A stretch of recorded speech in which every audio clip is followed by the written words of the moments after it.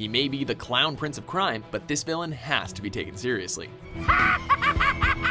Cut the clowning, Joker. Welcome to WatchMojo.com, and today we will explore the comic book origins of the Joker. That's my cue. As with most comic book characters, there are often reimaginings and different versions to a character's past. An earlier video we did looked in detail at the origin provided in 1988's The Killing Joke. But today, we're expanding and updating our original origin video to include additional storylines and versions of the character. We will explore the events that unfolded in 1951's Detective Comics number 168, 2004's Batman Gotham Knights number 54, 2007's Batman Confidential number 7 and 10, 2010's Brave and the Bold number 31, and 2013's Batman number 23 and 24. You wanna know how I got these scars? The Joker is one of the most iconic supervillains in comic books, a twisted genius with a desire for chaos and seemingly random motivation. What do you believe in, huh? What do you believe in? I believe whatever doesn't kill you simply makes you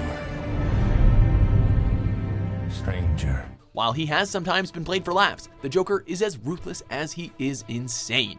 His complete disregard for human life makes him an especially deadly and terrifying foe. Although the Joker's true origin has been subject to debate, we're using 1951's Detective Comics number 168 as a starting point. What the hell is that? I made it. You made it? Yeah. So what is it? Well, it's a hood. Thought it would, spice things up. In this story, Batman is teaching a criminology course because the 50s and recounts an unsolved case from earlier in his career. A criminal named the Red Hood, whose head and face were completely disguised by a scarlet covering, was conducting a crime spree. When Batman confronted him at a playing card factory, the Red Hood escaped by diving into a vat of chemical waste.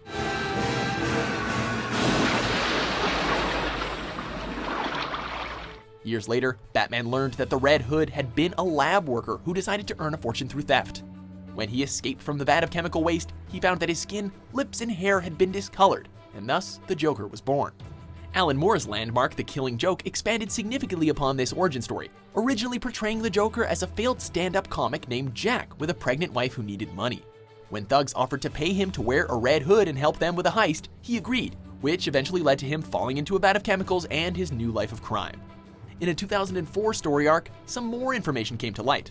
In this retelling, Jack tried to back out of that heist at the behest of his wife. Instead, the criminals threatened to kill her if he didn't help them. He did so, and again that led to his chemical bath.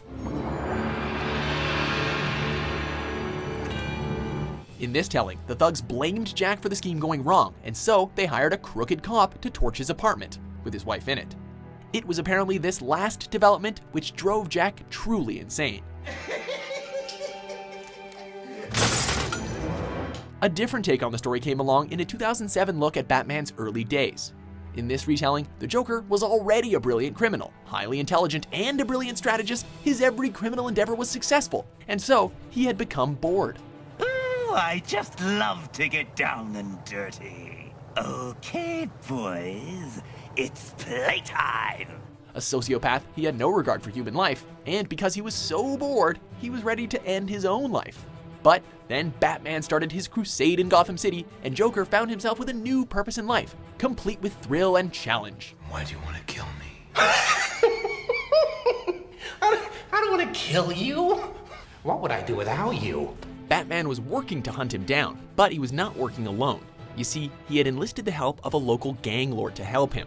The soon-to-be Joker had moved in on that gangster's territory, so when the gangster caught up with him, he paid him back good.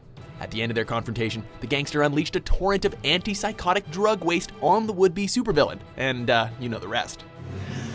You can call me Joker.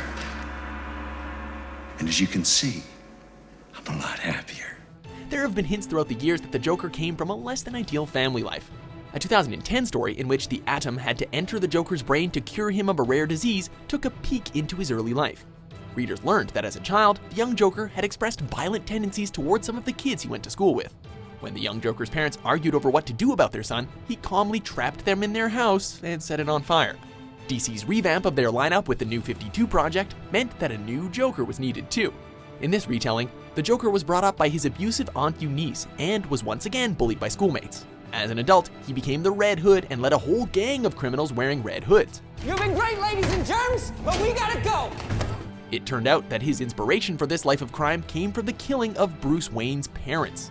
The randomness of their deaths and the fear it created inspired him to eventually found his own criminal empire. At this time, Bruce was fighting against the Red Hood, but not as Batman just yet. He was wearing a simple range of disguises in order to hide his identity. However, after a brutal beating by the Red Hood, Bruce was inspired to become Batman.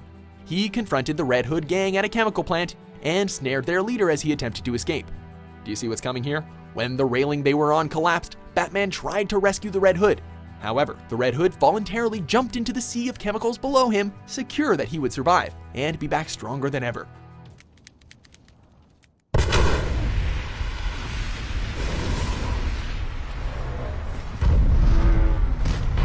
No other villain has quite reached the notoriety and infamy of the Clown Prince of Crime, which explains his popularity in other media.